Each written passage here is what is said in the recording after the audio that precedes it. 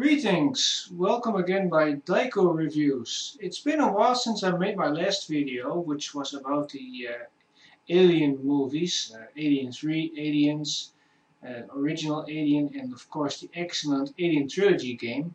Now I'm taking a look at another movie game. It's a game based on an action movie, also on a trilogy.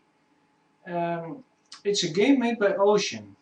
Some people think that's a notorious company. I don't completely disagree with that. Well, guess which movies we are going to talk about, or at least the game is about, and it's Lethal Weapon, Lethal Weapon 2 and Lethal Weapon 3. Ocean made a game in 1992 about this series when Lethal Weapon 3 was released. They made a game for the Amiga originally, and they ported that to MS-DOS and to the Atari ST, and they made this one, the Lethal Weapon game for the Super Nintendo. When you look at the artwork, you might think that this is based on Lethal Weapon 3. Well, that is sort of the case, but not quite. But it isn't based on the movies either. It sort of has its own story, and they've taken some bits from the movies and a bit from Lethal Weapon 3. They've just designed their own missions. They made up their own story for each mission, but they took some situations from the movies and they used that in the missions. But if you are a fan of the movies and you think, whoa, I wonder if they really followed the plot of the movies, well, then you're probably disappointed, because it's not respecting the movie story. But I don't really think that's a problem. If you look at the game in its own right, it's a fine game. And they've just used some elements like, for instance, where Murtaugh is sitting on his toilet with a bomb. Well, they've got bombs in the game, and they've used other things from Lethal Weapon 2. The ship, for instance, the movie ends with a ship. Well, that's sort of used in the first part of the game, in the first mission. And then there's something with a building being blown up. Well, they sort of use that as well. And they have used the story of Lethal Weapon 3 in the last mission of the game. Yes, that's right, in mission 5. They sort of rehashed Lethal Weapon 3 in a nutshell. So, these two versions, they are very different. The Amiga version, in my opinion, is the best. It's designed to be played with one of my friends here, the one-button Atari joystick, and the Super NES version is designed for the Super NES gamepad, and that's, well, kind of an interesting difference, because I think they should have just ported the Amiga version. That version plays much smoother. So let's take a look at both games. I'm splitting this video in two parts. The first part is about the Amiga version and the DOS port. It's got footage of both ports, just for comparison. So the game is now loading. You hear the floppy sound from the emulated Amiga.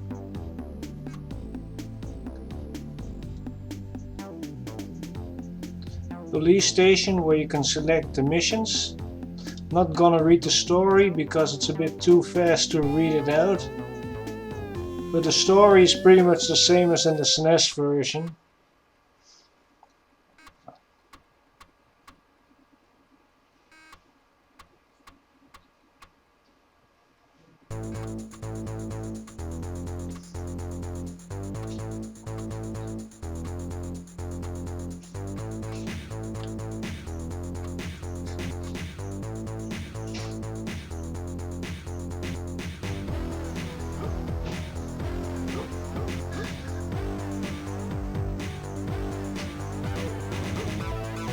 So you start out in the dock, As you can see, you can jump around, climb ladders, shoot some guys. It all starts pretty easy.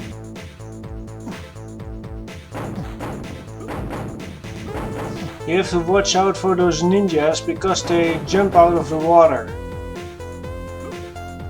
There's a shark. It wasn't until Lethal Weapon 4 that there was an actual shark in the movies.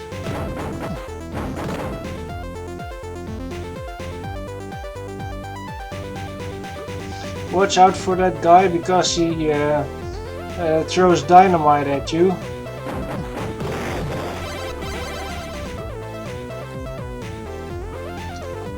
Well, you're gonna have a lot of this kind of jumps in the game, and you have to time them. They're a bit tricky at first, but you get used to them. Ouch. You can actually jump on that moving platform and get some power-ups. You can also climb the ropes of those moving platforms.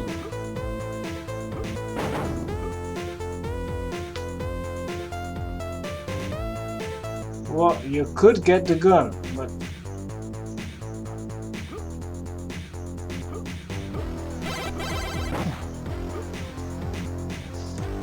see how easy that was? Well, getting the heart is a bit tricky. Luckily there's another one.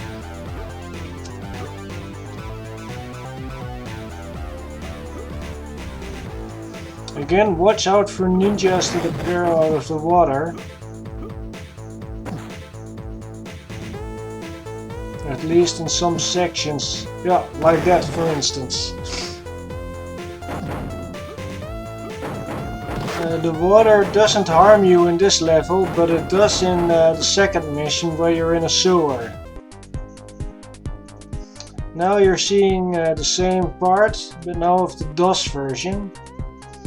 I've chosen the ad-lib support. The game actually supports the Roland sound card, but that's a bit problematic in DOSBox. One thing you notice right away is that the Amiga version looks better.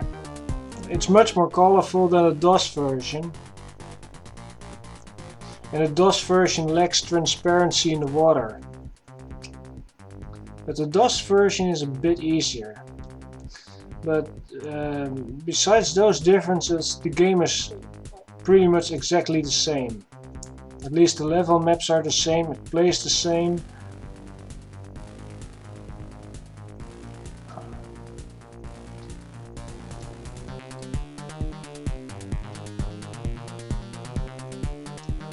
Tricky section, especially on the Amiga.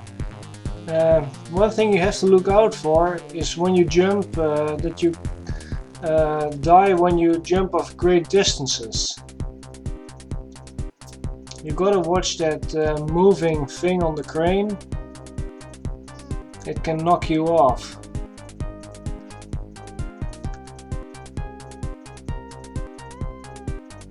You see, I died because I fell off a great height. So mind that. You can actually hold on to the chain.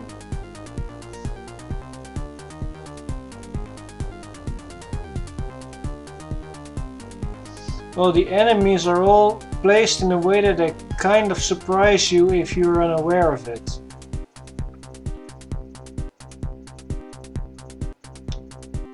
It looks that the game is impossible, but it isn't. Because there's actually a really good playthrough on the internet where someone plays through the entire Amiga version without really dying. But I believe it's a tool-assisted speedrun. Now we're moving on to the second mission where you're in a sewer and terrorists are threatening to blow up the metro system. This mission is already a bit harder, I must admit I haven't shown you the rest of the first mission, and it's gonna be the case with the other missions as well, simply because this game is freaking hard.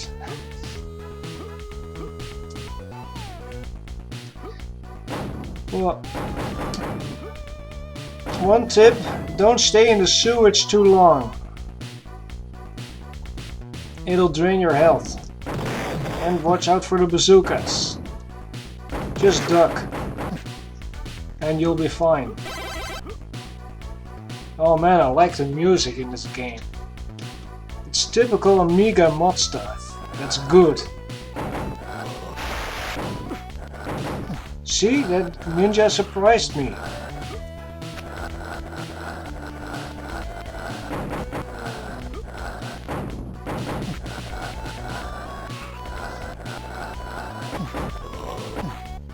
This music was composed by Barry Leach and Dean Evans from Ocean. Apparently they've done a lot of other games too. This game was designed by Don McDermott and programmed by Mick West. Don McDermott also did the graphics.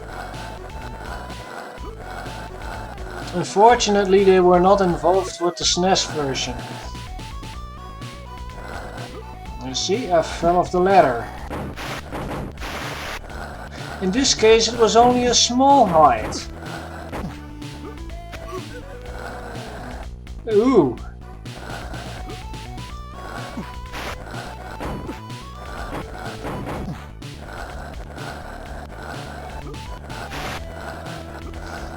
I like how that water sort of reflects, how it sort of moves the tiles.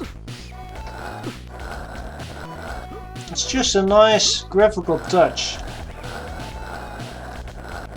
No, I can't get up there. Ah, chains. Oops, I die because I fell in the water. Well, you see, the DOS version, same deal. And now I'm showing you how Myrtle is holding on to the chains. So, get that. Oops. Well, if you play this game a lot, you would have known in advance that that enemy was dropping on you.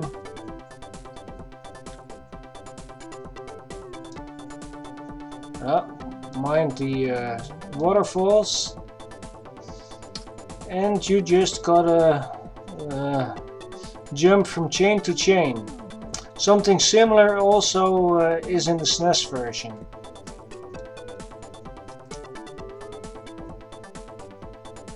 Ah, can I make it?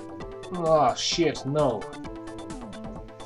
And now the sewage water is sapping my energy.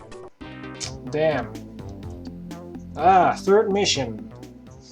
Leo Getz is held hostage. You know that guy that always says okay, okay? Well, you have to rescue him. And this level is pretty hard, and there's a section in there that reminds me of Donkey Kong. And that's a really tough section too. But I'll get to that in a moment.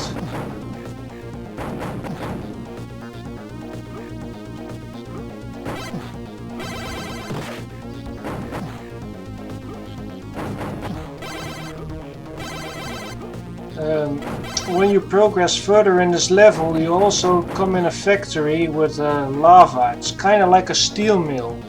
Of course, that isn't in the movie, but hey, it's just a nice touch from the designers. This is the Donkey Kong section, and as you can see, you shouldn't jump there, you just can't make it. So this is really just a matter of trial and error. And occasionally you fall through the floor and you can't really see which tiles are unstable. But luckily in the DOS version those unstable tiles are marked with a different color. Which is probably a friendly thing of the developers. Ooh.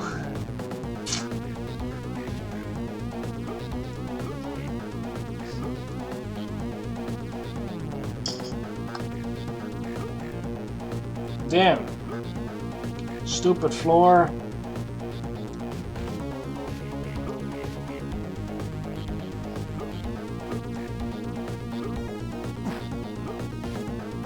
Ah, shit.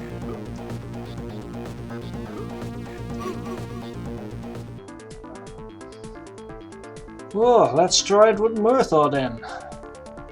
You see, the unstable tiles are marked in a lighter color.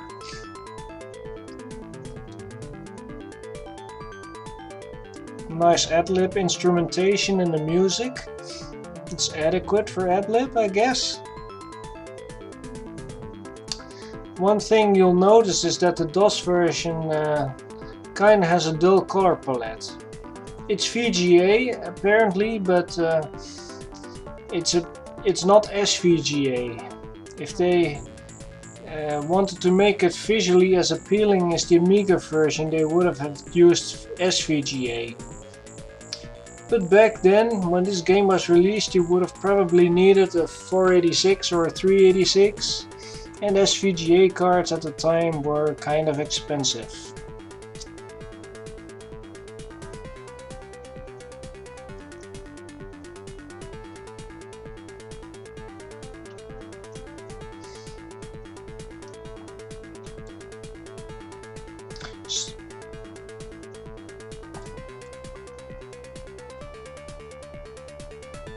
Ooh, watch the dynamite guy.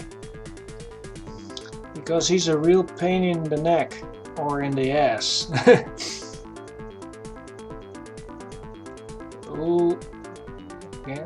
Watch out. Oh, that's really nasty. Damn. The only thing that could frustrate you is that you have to go through it again and again.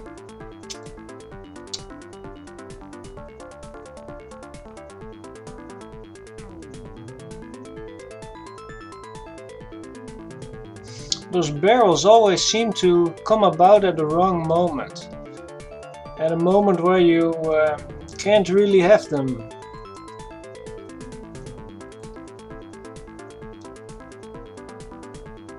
And remember, you have to play this with a single button joystick. So the jumping is done by pushing the up button. That is if you have a gamepad, but on a joystick you would simply move the lever upwards. Ouch. Ah, fourth mission.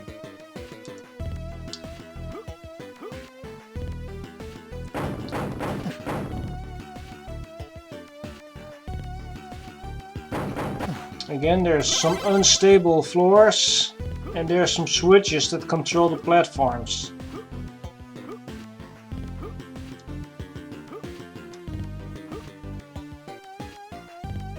Oh, and some of them you shouldn't stand on for too long, because you fall in the depths.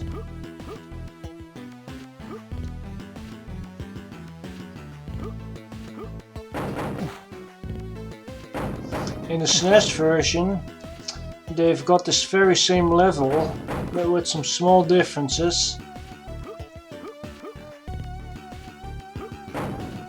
Oh, those enemies, they are there to surprise you. So if you're uncareful, they knock you off the ladder and you fall in the pit below.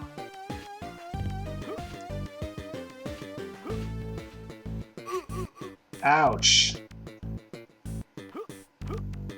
The funny thing is, if there wasn't actually a platform, I wouldn't have died.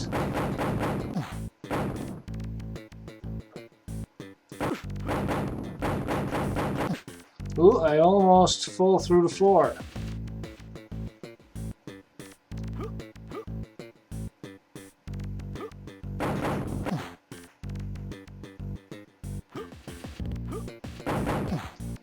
You see how strategically that enemy was placed?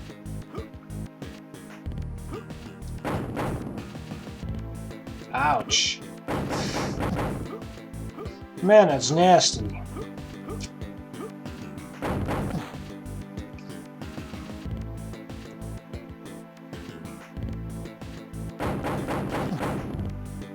Guy with a flamethrower.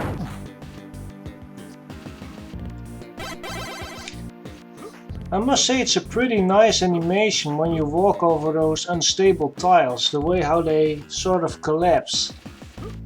Oh, it's just a nice animation.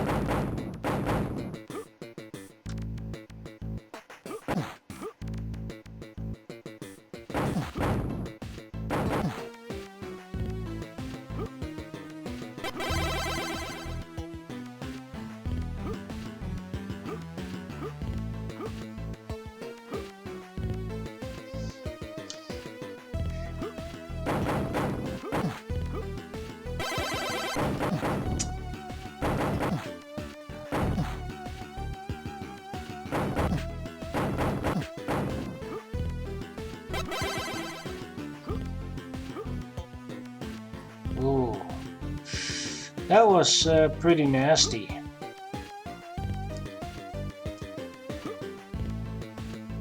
You gotta time your jumps.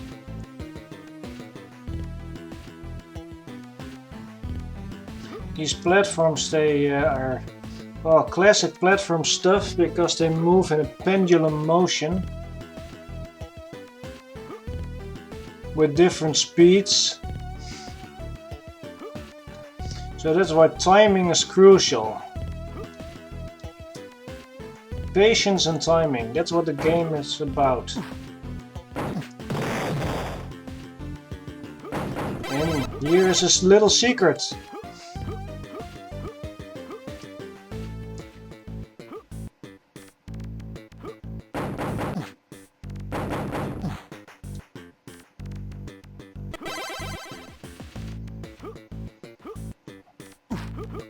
I like that power-up sound. It's so classical.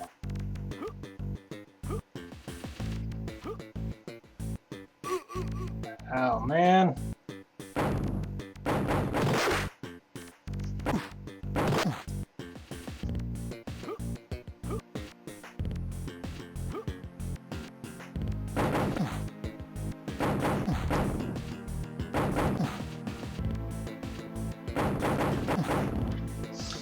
Now we're coming in the second part of the fourth stage. Again, this is also in the SNES version, but in the SNES version it's in the opposite direction. Here you have to move downwards, but in the SNES version you have to work your way up. Actually, getting down is trickier because you cannot always see what's below you. Well, that's kinda cheap from the developers. They're just teasing you. So you have to know exactly the right procedure.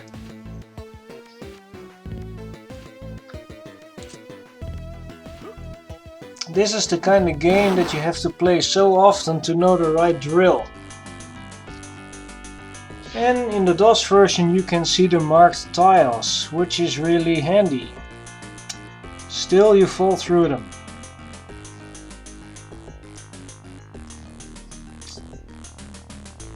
The platforms are a bit hard to see. They have the exact same color as the background. I consider this a color palette limitation. Oh, did you know that this game was also made for the Atari ST? That version looks okay too. It's a bit closer to the Amiga version in terms of color, only slightly darker color palette. But the colors just look better than the DOS version.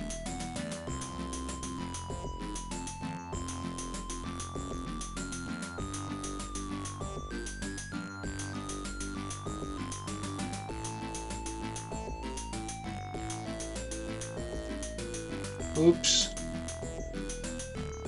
Man, those platforms are really hard to see. Couldn't they have just given them a different color? It is so unfair. Mission 5, this is the final mission. And this is based on the Lethal Weapon 3 movie. Well, the police force is corrupted by the inside. Well, if you've seen the movie, you know the story, and the story of this mission is exactly the same.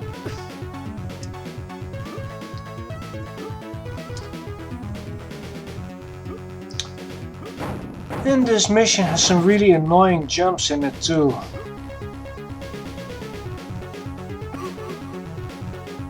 Ouch. Anyway, prepare to die a lot in this game. But if you do, it's often because you're not taking your time. Patience is key with this game. And of course memorizing.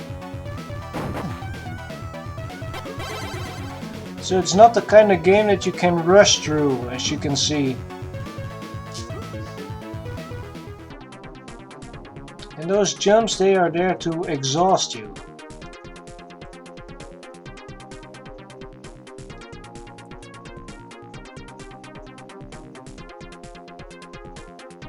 You see, you can also kick enemies. On the SNES version you have a separate button for that. In the Amiga version the player simply kicks when you are very close to an enemy.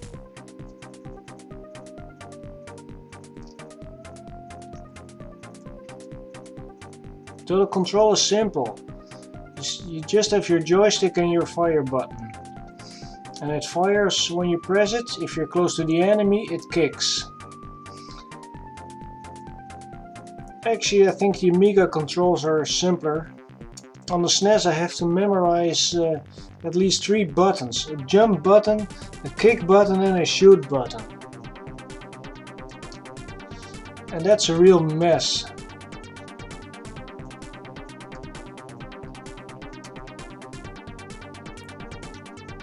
Ouch.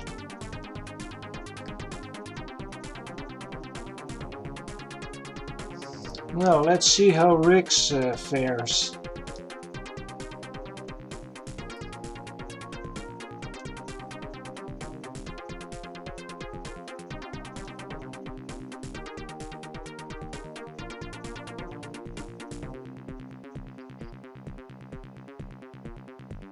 Man, I'm getting tired of all these jumps.